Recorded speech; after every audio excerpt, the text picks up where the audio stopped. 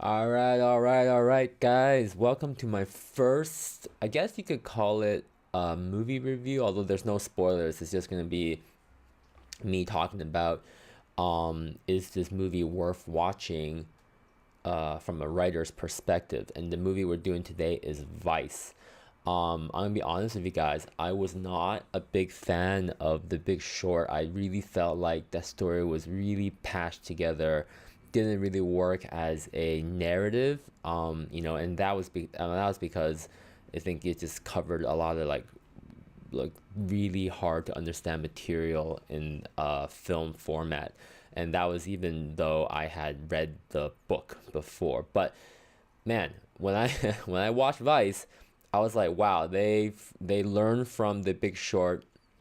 Adam McKay, legend, solved all the problems, or I think most of the problems he had with the narrative style of The Big Short. And man, Vice, guys, I'm telling you, this movie is amazing. Like, and this is like I'm not into politics at all, man. Like, as a Canadian, like you're not you don't really care about American politics unless it's funny, which it is now. But back then, like, I wanted to get away from politics, like as far as I could, and Dick Cheney was like, I knew, obviously knew who he was, but I didn't really care who he was, and I didn't really care like what he was doing.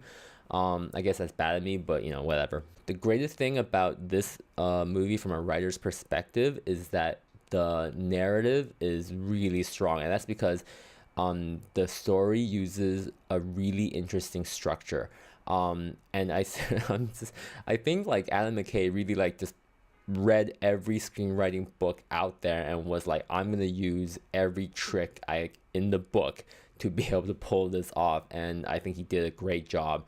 There are really good uses of flashbacks, setup, payoffs, just really well used to elevate Dick Cheney from like a normal person to a character. And that's the hardest part about biopic, right, guys? Like how do I make a real person's life compelling? Like it doesn't matter what crazy stuff they did.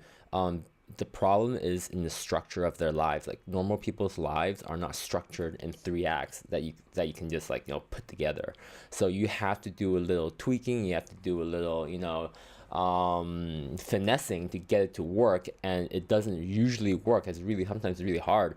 But I think they really pulled it off here, and as a writer, I can appreciate the amount of craft that went into the structure of the story. And the other thing is what I found really interesting was the voiceover narration. Like that's something that I knew was going to be in there because I mean it just has to be, and that's also the style, right?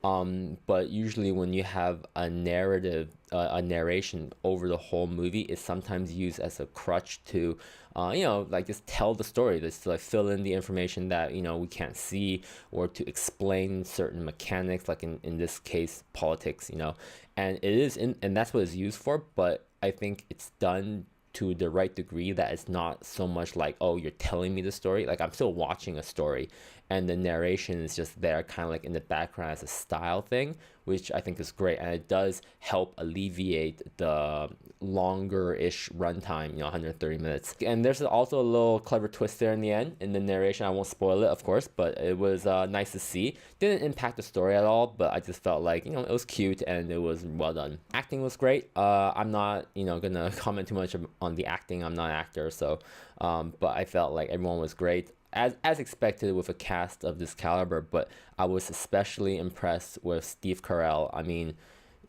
by now everyone, I think everyone respects him as an actor and knows that he can do these dramatic roles. But I think he really stood out for me in this group of actors, which is really hard to do. I think, I don't know who Donald Rumsfeld is, as a person, but I think no matter who he is, Steve Carell brought like this amount of charisma and tragedy to this character that was, really captivating. Not much negatives to say. Like the only reason why I think you shouldn't watch this movie is because again, it's a biopic about a politician, and it's not a fun time. Like you're not gonna fire this movie up with your kids and your family with a bowl of popcorn on a Friday night and be like, hey guys, yeah, let's order some takeout and watch the story about how Dick Cheney effed us over. You know, like it's not one of those movies. Like it's one of those movies where you have to really want to watch it, right? Like you have to either be interested in the topic or the person, or yeah, or else you're not going to be able to get into it. And plus it's long, and plus it's long, which it has to be. Yeah, and at times, the story does fall into a little bit of a documentary feel, just because the movie does use real news footage as well as like TV commercials of the times.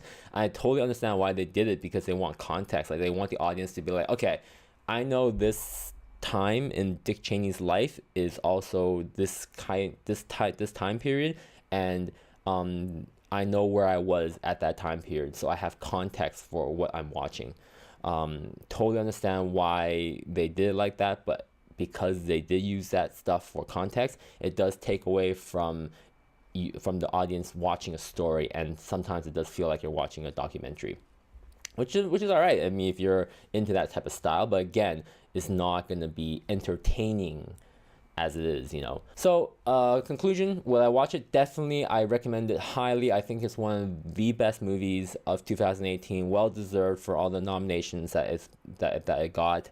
Yeah, from a writer's perspective, I really appreciated a lot of the technique that went into crafting the structure, characterizing Dick Cheney as, into like a compelling character, and not just, telling us about a person's life and stuff, and I think yeah, and even though I'm not a political person, I don't really care about politics, but I was invested in the story that it was trying to tell. And I think that's the hardest part of any biopic, especially something like this.